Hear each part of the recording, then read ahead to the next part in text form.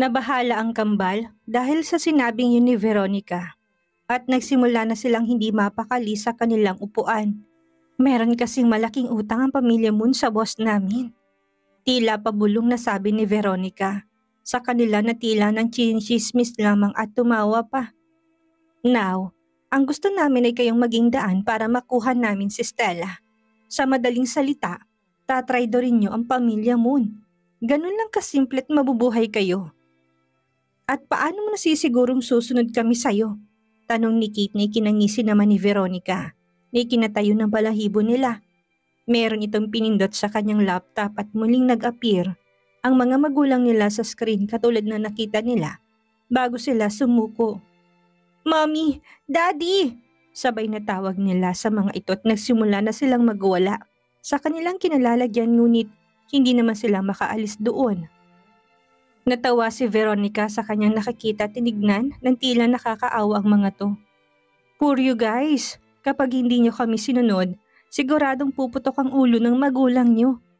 So ano, deal or no deal? Hayop ka Veronica, huwag nyong idamay ang magulang namin dito. Hindi alam ng mga magulang nila na sila ay miyembro ng isang organization. Meron silang negosyo at kilala din ng kanilang pamilya.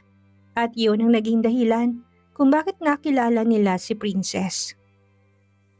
Matagal na silang magkakaibigan hanggang sa makilala nila si Zephyr. At doon, nagsimula na maging kabilang sila sa mafia. Trip lang yun noong una pero nag-enjoy na sila kahit pa nakapalit nun ang buhay nila. Nangako naman ang pamilya Moon na hindi madadamay ang magulang nila doon lalo pat malayo ang mundong ginagalawan nila sa magulang nila. Ilang taon na nila itong tinatago. Ngunit ngayon ay may alam ng mga ito sa totoo nilang pagkatao. Sigurado sila na disappointed ang mga ito sa kanila. Gagawin namin, basta wag nila silang sasaktan. Malungkot na sabi ni Kim na ikinatingin ni Kate sa kanyang kambal. Pero twin, reklamo niya dito ngunit inilingan lang siya ni Kim. Kaya't wala na siyang nagawa kung hindi ang pumayag dito. Good, it's settled then. Tuwang sabi ni Veronica na ikinasama ng tingin ni Kim dito. Ayaw man nilang gawin at labag sa kanilang loob, wala silang choice. Kailangan nila sumunod sa mga ito bago tuluyang mapahamak ang kanilang magulang. Samantalang papatulog na sana sila Stella na makatanggap sila ng tawag mula kay Nadine na naging dahilan para magising ang buong kaluluwa nilang lahat. Ang mga pagod na katawan ay nabuhayan. At dali-daling nagtipon-tipon ng mga ito sa library. Dahil naruroon pa rin sila sa bahay ng magulang ay madali silang nakompleto doon. Mabuti na lang at nagpasya si Princess na doon na lamang sila matulog muna ni Zephyr. Kung kaya kompleto sila doon. What happened? Tanong ng ama ni Stella sa kanya. Kumilos ng pamilya ni Perlita. Kinuha nila si Sanya. Nagulat ang mga ito dahil sa kanilang nalaman at nabahala. Tatawagan kong kambal kung nakauwi ba sila ng maayos. Sabi ni Princess na kanina pa talaga nag-aalala sa kaibigan. Sinabi niya yun kay Zephyr na meron siyang kakaibang nararamdaman. Ngunit hindi niya matukoy kung ano. Tatawagan ko si Vinda. Presenta ang sabi ni Arabella. Ni kinatango naman ni Stella dito. Papunta na sina din dito para sa meeting. Kailangan nating mailigtas si Sanya. Alalang sabi ni Stella na ikinahawak ng ina niya sa kamay nito. Anak, kumalma ka. Hindi ka dapat ma-stress lalo na't buntis ka. Kami nang bahala dito. Tama ang mami mo anak. Mabuti pa Max, dali mo na si Stella sa silid niyo para magpahinga. Segunda na sabi ni Miguel sa asawa na ikinireklamo ni Stella. Paano ako makakatulog kung alam kong nasa panganib si Sanya? Hayaan niyo na lang po ako. Alam ko pong gagawin ko. Natahimik sila dahil sa sinabi ni Stella. Nilapitan ni Zephyr ang kanyang pamangkin para tanungin kung maayos lang ba si Johanna. Nag-aalala ko kay mommy tito. Baka kung anong nangyari, sabi ni Johanna habang nakatingin sa ina. Napangiti naman si Zephyr dahil doon at bahagyang ginulo. Ang buhok nito dahilan para mapalingon sa kanya ang bata. Huwag kang mag-alala Johanna, kilala ko ang mami mo. Magaling siya. Silang dalawa ng daddy mo pinakamagaling sa amin dito. Napatango si Johanna dahil sa sinabi ni Zephyr. Dahil tama naman to. Papunta na daw dito ang kambal, sabi ni Princess nang makausap niya mga ito. Si Vinda din, pinapunta ko dito. Segunda na sabi ni Nadine matapos makausap si Vinda. Tamang ginawa nyo, mas mabuti nang sama-sama na muna tayo para walang mapahamak sa atin. Nagsisimula ng gera sa pagitan ng munat ng mga Mendoza, kung kaya ihanda nyo ang inyong sarili. Seryosong sabi ni Stella na ikinatango ng mga ito. Kapwa kinakabahan ng mga ito sa maaaring mangyari, ngunit may tiwala sila sa kanilang pinuno. Isa pa, kahit kasasabi lang nila Miguel na si Maximus ng bagong namumuno sa organization, ay alam nilang kaya na nilang pamunuan ng mga ito. Katulad na lang ngayon, hinahayaan na ni Miguel ang dalawat tagagabay na lamang sila sa mga ito. Matatanda na rin sila. Ang gusto na lamang niya ay magpahinga kasamang asawa at lumibot sa buong mundo. Kalahating oras ang lumipas at kompleto na silang lahat. Nagsimula na silang magplano kung paano nila kokontrahin ang pamilya nila Perlita dahil wala silang nakuhang ebidensya na maaring makapagsabi na hindi si Miguel ang pumatay sa ama.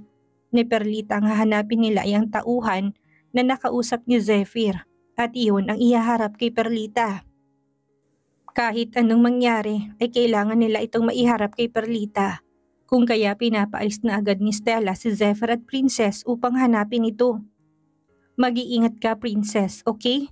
Zephyr, alagaan mo si Ces. Alalang sabi ni Kate sa kaibigan na ikinatango naman ni Zephyr. Huwag kayong mag-alala, akong bahala kay Princess. Napangiti ang kambal dahil doon at niyakap nila ng sabay si Princess. Patawarin mo kami, Ces. May hinang bulong ni Kate na ikinatakan ni Princess habang si Kim naman ay nagulat. Patawarin saan? Hiwalay na tanong ni Princess habang nakakunot ang noo nito. Agad na inapakan ng palihim ni Kim ang kambal niya dahil mahuhuli sila sa pinagagawa nito. Mapapahamak ang kanilang magulang sa oras na malaman ng mga ito ang totoo. Patawarin mo kami kasi hindi ka namin masasamahan. Ngayon na lang ulit tayo maghihiwalay. Habang sinasabi ni Kim iyon, ay nananalangin siya na sana'y maniwala si Princess. At nang makitang magliwanag ang nakakunot nitong noo, ay nakahinga siya ng maluwag. Ano ba kayo? Ayos lang yun. Magkikita pa naman tayo sa susunod, kaya huwag kayong mag-alala. Napangiti ng alanganin si Kim dahil doon at siniko si Kate para ngumiti din ito. Katulad niya na ginawa naman ito kagad. Girl, sorry pero kailangan na naming umalis. Singit ni Zephyr sa kanila at nagpaalam namang ito sa iba pa nilang kasama at umalis na. Habang nagpaplano si Stella, Arabella, Maximus at mga magulang nito'y nagpaalam munang kambal sa kanila na magbabanyo. Agad na sinermona ni Kim ang kanyang kambal dahil muntik na silang mahuli. Ang hindi nila alam ay naririnig silang dalawa ni Vinda mula sa labas ng banyo. Nag-vibrate ang cellphone ni Vinda at sinagot yon. Umaayon ba lahat sa plano? Tanong ng babae sa kabilang linya. Yes, I've heard their conversation. It seems like they almost get cuffed by Ces. Sagot ni Vinda sa kausap. Samantalang sa loob naman ng banyo ay nagring din ang cellphone ni Kate kung saan doon sila kinontak ni Veronica. What's up, witches? My boyfriend is on his location right now. Any moment by now, maaari niya kayong bigyan ng signal para papuntahin si Stella sa labas. Nagkatinginan ng kambal dahil sa sinabing yun ni Veronica. Copy that, Veronica. Sagot ni Kim sa kanya. Good. Call you later, guys. Biglang namatay ang tawag na kinabuntong hininga nilang pareho. Napatingin sila sa refleksyon ng isa't isa't ngumiti ng pilit si Kim. Para kila mami at daddy, yun na lang ang dahilan kung bakit nila yun ginagawa. Kung hindi nila hawak ang mga ito, ang magulang nila hindi sila susunod dito. Kahit pa na loyal sila sa pamilya Moon, ay mas mahalaga pa rin sa kanila ang magulang. Kahit pa magalit sa kanilang matalik na kaibigan, dahil alam nilang magagalit talaga ito sa oras na malaman ng totoo. Para kila mommy at daddy, sagot ni Kate sa kambal at matapos yon, ay lumabas na sila. Habang nasa loob ng library at nagbibigay ng utos si Stella, ay nag-vibrate ang cellphone nila at nagsasabing palabasin na sila ni Stella. Pinagplanuhan na nila ang kanilang gagawin kung kaya naghiwalay na muna silang dalawa. Si Kim ay pumunta sa may garden habang si Kate ay sumunod kay Stella nang magpaalam ito para magbanyo. Sabi pa nga ni Maximus na sasamahan niyang asawa, ngunit tumanggi si Stella dahil sandali lamang siya. Habang nasa daan papunta sa banyo, ay meron nang napapansin na kakaiba si Stella. Pilit niyang inaalam kung ano yun. Ngunit alam niyang nasa ayos ang lahat lalo na at marami ng bantay sa paligid na ipinakalat ng kanyang magulang. Wala dapat siyang ikabahala sa paligid. Napahawak siya sa kanyang tiyan at patuloy na naglakad papunta sa banyo. Ngunit nagulat siya nang biglang sumulpot si Kate. Ate Stella, help me! Sa garden, nandun si Kim. Tulungan mo ko! Naiyak na sabi ni Kate at doon tumama ang pakiramdam ni Stella na merong kakaibang nangyayari. Hindi na siya nagtanong pa kay Kate dahil importante makarating sila kaagad doon. Ngunit dahil na rin buntis siya at hindi siya pwedeng tumakbo, ay nauna si Kate sa kanya pang biglang sumulpot si Johanna. Mommy, stop! It's a trap! Napahinto si Stella at Kate dahil sa sigaw na yun ni Johanna. At nasa gitna na silang dalawa ngayon si Johanna. Kakampi nila si Veronica. Narinig kong usapan nila sa banyo. Ikaw ang balak nilang kunin kaya kanila pinapapunta sa garden. Nalaki ang mga mata ni Kate dahil sa sinabi ni Johanna habang si Stella naman ay natigilan at napatingin sa babae. Nagkakamali ka, Johanna. Hindi totoo yun, Ate Stella. Please help me. Kailangan na tulong ni Kim. Umiiyak na ngayon si Kate dahil sa likod ng kanyang mga salita ay ang magulang ang kanyang nasa isip. Sa oras na hindi sumama sa kanya si Stella at mabuking sila'y mamamatay ang magulang nila, iyon ang kapalit ng sinabi ni Veronica sa oras na pumalpak sila. Kaya sobrang importante sa kanila ng mission na yon. Napatingin si Stella sa anak at mas naniwala siya dito. Kahit na masakit sa kanya na malamang traidor pala, ang kambal ay wala siyang magagawa. Kate is telling the truth. Magsasalita na sana si Stella. Nang biglang dumating si Vinda at nasa likuran siya ngayon ni Kate. Si Kate naman nilalaki ang mga mata dahil sa pag-ampis sa kanya ni Vinda. Ang naisip niya kaagad ay traidor din ang babae. Ang pinagkakatiwalaan ni Stella ay traidor din. Kim needs help right now. Hurry, Stella! Dahil dumating si Vinda ay mas naniwala si Stella sa sinabi nito. Lalo na't dalawa na silang nagsasabi ngayon. Lumapit siya sa anak at tinawakan ng magkabilang balikat nito at sinabing, pumunta ka sa ama mo at humingi ng tulong. Pagkasabi ni Stella noon ay dali-dali na siyang sumunod kay Kate at Vinda. Hanggang sa mawala sa paningin ni Johanna ang mga ito. Dahil hindi makapaniwala si Johanna na mas pinaniwalaan ng inang mga ito ay in shock siya. Hanggang sa mapagpasya siyang huwag puntahan ng ama at mabilis na sumunod sa mga ito. Kung traidor ang kambal at kinampihan ito ni Vinda, ibig sabihin ay traidor din ito. Akala pa naman niya'y kakampi nila ito dahil na rin sa palihim na pagkikita nila ng ina niya, ngunit hindi pala. Nang makarating siya sa garden ay tamang hinala niya. Pinagtutulungan na ngayon si Stella na ipasok sa van na nasa labas ng gate. Bukas na ang gate ngayon at tumba ng mga tauhan nila na pinutumba nila Kim, Vinda at ilang tauhan na kasama ni Elliot. Get her inside, tinis na sabi ni Elliot na ikinatigil ni Stella sa pagpupumiglas. Napatitig pa si Stella kay Elliot at kita niyang meron pa itong mga pasa sa mukha, ngunit maayos na ang lagay. Dahil buntis siya at hindi pwedeng mapahamak ang mga anak ay wala siyang nagawa kung hindi ang sumunod sa mga ito. Mommy! Kinabahan si Stella na marinig niya ang boses ng anak at paglingon niya dito ay tumatakbo ito papunta sa gawin niya at agad siya nitong niyakap. Isama niyo na yan, inis na sabi ni Elliot kaya kagad na tinulungan ni Kim at Kate ang mag-inang umakyat. Hindi akalain ni Stella na tatlong mahalaga sa kanila ang traidor sa pamilya. Sumakay din ng kambal sa loob ng van at bago sumara ang van ay nagtagpo pang mga mata nilang dalawa ni Vinda. Hindi niya akalain na magagawa siya nitong lokohin. Okay, dito na kayo dumiretso sa bahay ng magulang nila Stella. Ibinaba na ni Maximus ang kanyang telepono. Matapos niyang kausapin sila Lance at Jomari na papunta na ngayon sa Canada. Mabuti na lang at naroroon si Cynthia para magbantay sa magulang nila at pati na rin sa kanilang mga kumpanya.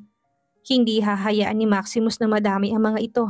Sa gulong mangyayari kaya mabuti na rin na nasa Canada yun gaganapin. Wala pa rin po ba si Stella? Tanong niya sa magulang ni Stella nang makitang wala pa rin ito doon. Napahinto rin si Arabella sa kanyang ginagawa dahil doon. Wala pa, baka nasira ang tiyan niya. Tanong ni Isabel. Kung kaya nagdesisyon si Maximus na sundan ng babae. Ngunit napahinto siya nang mapansin na wala na doon ang mga kasama nila. Tanging si Arabella, Rowan at ang magulang na lang ni Stella ang natitira doon. Nasaan ang mga kasama natin dito? Dahil busy rin ang mga ito'y ngayon lang nila napansin na wala ng iba pa nilang kasama. We don't know, sagot ni Arabella sa kanya. Napaisip si Maximus dahil doon at kagad na nakaramdam ng kaba para sa mag-ina niya. Maging si Johanna ay wala doon kung kaya mas gusto na niyang lumabas para hanapin ang mga ito. I-check niyong CCTV. Seryoso niyang sabit mabilis na lumabas doon. Naalarma din ang mga ito dahil sa pagkawala ng mga kasama nila at dali-daling nagkalikot sa kanilang computer. My love, are you in there? Katok na tanong ni Maximus mula sa labas ng pinto, ngunit walang sumagot sa kanya. Nagdesisyon siya na buksan ang pinto at wala siyang nakitang tao doon. Sinubukan niyang tignan ng ibang banyo, ngunit wala pa rin kung kaya mas lalo siyang kinabahan sa nangyayari. Shit! Inis na sabi niya at babalik na sana sa library para tanungin ang mga ito nang makasalubong niyang kanyang ate at si Rowan. Wala sila sa restroom, salubong na sabi niya sa mga to. Wala din CCTV footage, binura. Sagot ni Arabella na ikinamura ng lalaki. Hindi na niya sinagot ang ate niya at dali-dali nang tumakbo palabas ng bahay. Naiwan sa library ang magulang ni Stella upang silang tumingin sa kanilang CCTV. At maya-maya pa'y nagulat sila nang makitang bagsak na mga tauhan nito sa may garden at bukas na bukas ang gate. Ang anak natin, naiiyak na sabi ni Isabel at kagad na pinalibutan ng takot. Biglang bumalik sa kanyang nangyari ilang taon na nakakalipas nang mawala ang anak. Ganun na ganun ang nangyari sa kanila. Napasok na pala sila nang hindi nila nalalaman at wala na si Stella. Shh! Calm down, sweetheart. Alam ni Max ang gagawin niya. For now, hanapin natin sa ibang footage kung sinong pumasok sa bahay natin, okay? Yun ang pinakang natutunan ni Miguel. Nang mawala ang anak na si Stella, masyado siyang nag-freak out dahilan para hindi niya mahanap ng maayos ang anak. Masyado siyang nagpadala sa kanyang emosyon, kaya ang nangyari tuluyang hindi nila nahanap ang anak. Iyon ang isa sa pinagsisisihan niya. At kung maibabalik niya ang panahon na yon, ay ganun din ang gagawin niya. At ngayon na nawawala na naman ang anak ay hindi niya hahayaan na hindi ito mahanap. This time, sisiguraduhin niya na makikita niyang anak pati na rin ang apo niya. Samantalang sila Maximus naman ay nagulat nang makitang bagsak ng tauhan ng mga ito. Sinubukan niyang hanapin ang anak at si Stella, ngunit hindi niya ito makita at si Vinda lamang ang nakita nila. Nandito si Vinda! Sigaw na sabi ni Rowan nang makita niya sa isang tabi si Vinda. At merong dugo ang gilid ng labi nito at walang malay. Agad nila itong nilapitan at ginising ni Arabella si Vinda at ito'y nagising naman kagad. Daing nito sabay hawak sa kanyang pisngi na nasaktan. Vinda! Vinda, where's Stella and Johanna? Where are the others? Agad na tanong ni Maximus na siyang ikinakita nila. Nagulat sa mukha ni Vinda. They've got them! They've got them! Doon na tuluyang napatayo si Maximus at napamura dahil sa narinig. Tamang ang hinala niya. Kinuha ng mga ito ang mag-ina niya maging ang iba nilang kasama. Napasipa na lang si Maximus sa damuhan at nag-isip ng planong gagawin. Kailangan niyang kumalma dahil kung hindi ang buhay na mag-ina niyang kapalit ng lahat. Si Arabella at Rowan naman ay tinulungan si Vinda. Nang makita ni Arabella na tila nag-iisip ang kapatid at alam niyang nag-aalala na ito, dali-dali niya itong nilapitan. Calm down, Max. Ang kailangan natin ay mahanap kaagad si Stella at ang iba pa. Napatango si Maximus sa sinabi ng ate niya at napatingin kay Vinda, na tinutulungan ngayon ni Rowan. Vinda, may sinabi ba silang kakaiba bago umalis? Pati ba si Kim at Kate ay nakuha? Kami na lang palang natira sa library kanina. Tanong niya dito at inantay nilang sagot ng babae. Wala silang sinabi. Napakabilis ng pangyayari. Gusto ko silang iligtas pero masyado silang marami para hawakan. Naiiyak na sabi ni Vinda na ikinahinga ng malalim ni Maximus. Kailangan natin silang mahanap. Tara na sa library. Seryosong sabi ni Maximus na ikinatango nila at naglakad na papasok sa loob. Si Stella naman ay tahimik lang na nasa loob ng van habang masama ang tingin kay Elliot na siyang nagmamaneho nito. Ang anak niyang si Johanna ay kapit na kapit sa kanyang braso dahil na rin nakita niyang muli ang lalaking nagtangka sa kanyang buhay. Ngunit hindi dahil natatakot siya kaya siya nakakapit sa ina, kundi para pigilan ang kamay niya na batukan ng lalaki. Baka mapahamak pa sila dahil ito ang driver. Nasa paanan pa naman niya ang isang water bottle na may laman na siyang balak niyang ipambato dito. Napapatingin din si Stella kila Kate at Kim na hindi na makatingin sa kanya ng diretso. Katulad kay Vinda, hindi niya akalain na tatry rin siya ng mga ito. Kung ano man ang dahilan nila, hindi niya alam kung mapapatawad pa niya mga ito pagkatapos. Walang nagsasalita sa loob ng kotse kung kaya tahimik ang kanilang naging biyahe. Hanggang sa makarating sila sa isang bahay na siyang pinagdalhan, kila Kate at Kim noong kinuha sila ni Veronica. "Baba!" sigaw na sabi ni Elliot sa kanila nang makarating sila. Ibang-iba na ito sa Elliot na nakilala ni Stella. Kung noong nagpapanggap pa ito na mabait sa kanya ay maayos pa naman itong makitungo, ngunit ngayon ay hindi na. Tila nilamon na ito ng tuluyan ng kanyang galit. "Dalhin niyo yan sa loob," pasigaw na utos nito kila Kate at Kim na agad namang sinunod ng dalawa. "Lakad na po kayo, Ate Stella," mahinang sabi ni Kim na nahihiya dahil sa kanilang ginawa dito. Mabait pa naman ang pakikitungo nito sa kanila nang ipakilala sila ni Princess, ngunit sila pang naging dahilan para makuha ito ng kalaban. Sa Johanna naman ay tahimik lang na pinagmamasdan ng kambal sa mga ikinikilos nila. "Umayos ka, Kim," mahinang bulong ni Kate sa kambal niya. "Bakit? Hindi ka ba nakokonsensya? Pinahamak natin sila," sagot ni Kim sa kanya. "Nakalimutan mo na ba na buhay ng magulang natin ang nakasalalay dito?" Natahimik na si Kim dahil sa sinabi ng kambal niya at hindi na nakapagsalita pa. Si Johanna naman inapansin yun, lalo na si Stella. Nakakunot ng noon ang mag-ina ngayon, lalo na't rinig nilang usapan ng dalawa. "Blackmail," sabi ni Stella sa kanyang isipan at napatingin siya sa anak nang galawin nitong kanyang kamay. Inginuso nitong kambal at kaagad siyang naintindihan ang gustong sabihin ng anak. Sigurado siya na narinig din itong usapan ng dalawa kung kaya tumango siya dito bilang pagsang-ayon. Hindi nila alam kung paano sila makakaalis doon, kung kaya sa ngayon ay kailangan na muna niyang sumakay sa agos para walang mapahamak sa kanila, lalo na't hawak din namang itong magulang ng kambal. Nang makapasok sila sa loob ay natigilan ng kambal nang makita nilang dalawang taong nakaupo sa upuan na kinauupuan nila doon, nandukutin din sila. "Mommy! Daddy!" sabay na sabi ng dalawa at dali-daling tumakbo papunta sa mga ito at umiyak. Takot na takot sila na baka kung anong mangyari sa mga ito at mabuti na lang at ligtas sila. Kapwa nakabusalang bibig ng mga magulang kung kaya hindi nila magawang makapagsalita. Ngunit umiiyak na rin sila tulad ng kambal.